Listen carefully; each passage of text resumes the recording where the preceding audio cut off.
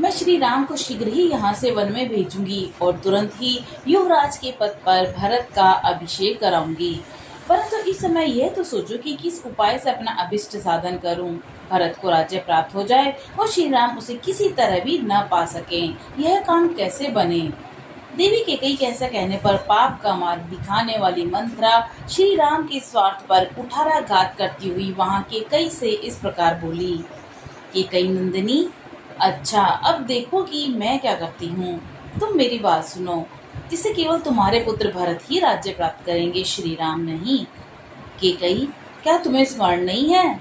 यह स्मरण होने पर भी मुझसे छिपा रही हो, जिसकी तुम मुझसे अनेक बार चर्चा करती रहती हो। अपने उसी प्रयोजन को तुम मुझसे सुनना चाहती हो, इसका क्या कारण है? विलासिनी, यदि मेरे ही मुख से सुनने के लिए तुम्हारा आग्रह है तो बताती हूँ, सुनो और सुनकर इसी के अनुसार कार्य करो।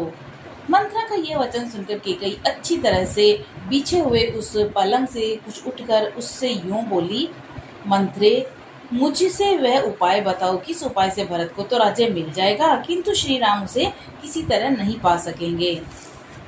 देवी केकई के ऐसा कहने पर पाप का मार्ग दिखाने वाली मंत्रा श्री राम के स्वार्थ पर कुठाराघात करती हुई उस समय केकई से इस प्रकार बोली।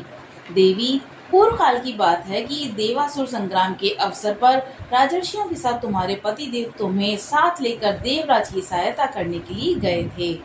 केकई राजकुमारी, दक्षिण दिशा में दंडकारण्य के भीतर वैजयंत नाम से विख्यात एक नगर है। वहाँ शंपर नाम से प्रसिद्ध एक महान असुर रहता था। वह अपनी ध्वजा में वेल मछली का चिन्ह धारण करता था और उसकी सैकड़ों मायाओं का जानकार था। देवताओं के समूह भी उसे पराजित नहीं कर पाते थे। एक बार उसने इंद्र के साथ युद्ध छेड़ दिया।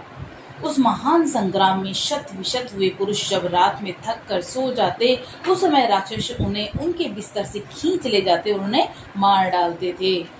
उन दिनों महाभावुता राजा दशरथ ने भी वहां असुरों के साथ बड़ा भारी युद्ध किया। उस युद्ध में असुरों ने अपने अस्त्र और शस्त्र द्वारा उनके शरीर को जर्जर कर दिया।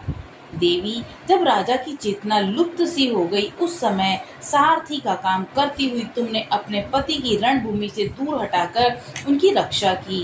जब वहां भी राक्षसों के शत्रुओं से वे घायल हो गए, तब तुमने पुनः वहां से अन्यत्र ले जाकर उनकी रक्षा की। शुभ दर्शने, इससे संतुष्ट होकर महाराज ने तुम्हें दो वरदान देने को कहा कि देवी, उस समय तुमने अपने पतिदेव से कहा, प्राणनाथ, जब मेरी इच्छा होगी तब मैं इन वरों को मांग लूंगी। उस समय उन महात्मा नरेश ने तथास्तु कहकर तुम्हारी बात मान ली